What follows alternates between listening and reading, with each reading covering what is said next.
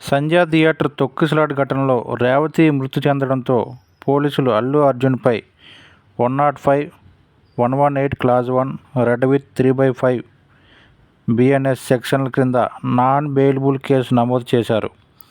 ఈ క్రమంలోనే కొద్దిసేపటి క్రితం అరెస్టు చేశారు. ఈ కేసు రుజువైతే అల్లు అర్జున్కు సుమారు 10 ఏళ్ల శిక్ష పడే అవకాశం ఉందని న్యాయ నిపుణులు చెబుతున్నారు. ఇప్పటికే ఈ కేసులో సంధ్యా థియేటర్ ఓనర్ను పోలీసులు అరెస్టు చేశారు. అయితే ఇందులో బిఎన్ఎస్ 105 సెక్షన్ కింద నాన్ బెయిలబుల్ కేసు నమోదైంది. 105 సెక్షన్ కింద ఆయనకు 5 నుంచి 10 ఏళ్లు జైలు శిక్ష పడే అవకాశం ఉంది. అలాగే బిఎన్ఎస్ 118 క్లాజ్ 1 కింద ఏడాది నుంచి 10 ఏళ్ల పాటు జైలు శిక్ష పడే ఛాన్స్ ఉంది. కాగా ప్రస్తుతం అల్లు అర్జున్ వైద్య పరీక్షల కోసం ఉస్మానియా హాస్పిటల్కు తరలిస్తున్నారు. అయితే ఈ 105 బిఎన్ఎస్ సెక్షన్ ఏమి చెప్తుందంటే, ఏదైనా ఒక వ్యక్తి తీవ్ర గాయాలు కలగాలనేటువంటి భావనతో ఆ వ్యక్తికి తీవ్ర గాయాలు కలగజేసి అది మరణానికి దారి తీసిన ఎడల ఆ వ్యక్తికి 10 సంవత్సరాల వరకు జైలు శిక్ష, జరిమానా విధించవచ్చు అంటూ 105 బిఎన్ఎస్ చెబుతుంది.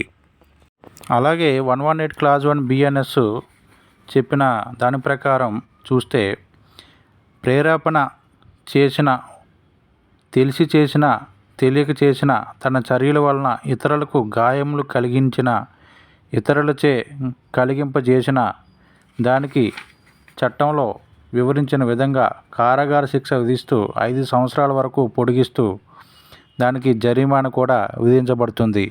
ఈ 2 సెక్షన్ల పైన అల్లు అర్జున్ని అరెస్ట్ చేసి అరెస్టు ప్రొసీజర్ ప్రకారం పోలీసులు చర్యలు తీసుకుంటున్నారు. చివరగా తన కుటుంబ సభ్యులు అధైర్యపడకుండా ధైర్యం చెప్తూ పోలీసుల వెంబడి వెళ్ళిపోయిన అల్లు అర్జున్. అయితే అల్లు అర్జున్ అభిమానుల దృష్ట్యా ఎటువంటి అవాంఛనీయ సంఘటనలు జరగకుండా ముందస్తు బందోబస్తు ఏర్పాటు చేసిన హైదరాబాద్ సిటీ పోలీసులు. అయితే తనపై వేసిన కేసును కొట్టివేయాలని ఆల్రెడీ హైకోర్టును ఆశ్రయించిన